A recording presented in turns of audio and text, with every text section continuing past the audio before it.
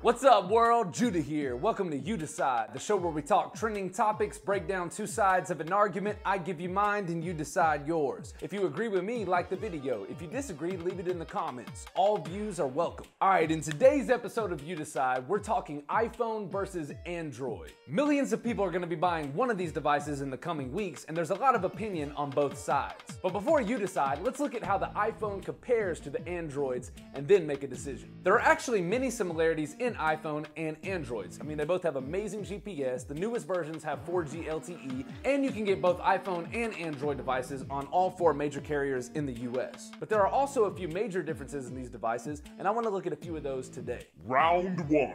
App selection. Both iPhones and Androids offer about the same quantity in apps. However, iPhone takes a slight advantage when it comes to the quality, especially with games. This, in part, is a result of many app developers being unhappy with the emphasis on free apps for Androids, as well as the difficulty in developing these apps for all the different Android devices. So this round goes to iPhone. Round 2.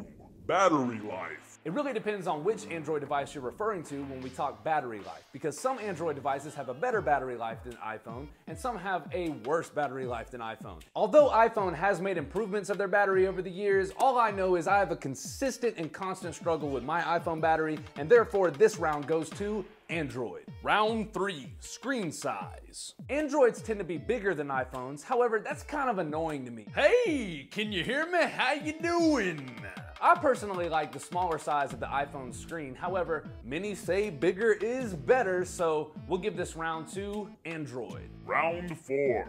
OS compatibility. This round is pretty clear to me. If you want the latest and greatest features on your phone and you want them available ASAP, iPhone is the phone for you. iPhone also generally offers better support for older phones than Android does. So this round goes to iPhone. Round 5.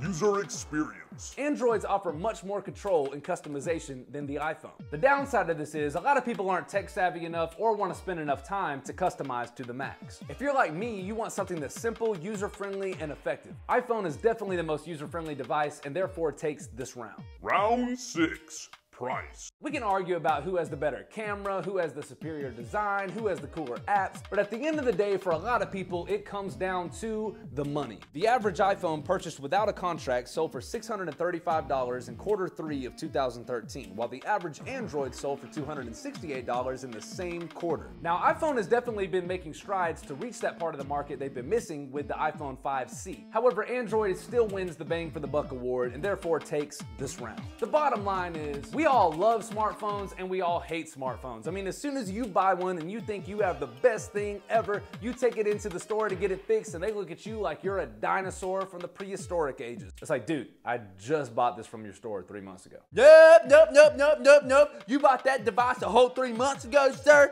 As far as I'm concerned, it don't even exist. It's not even real.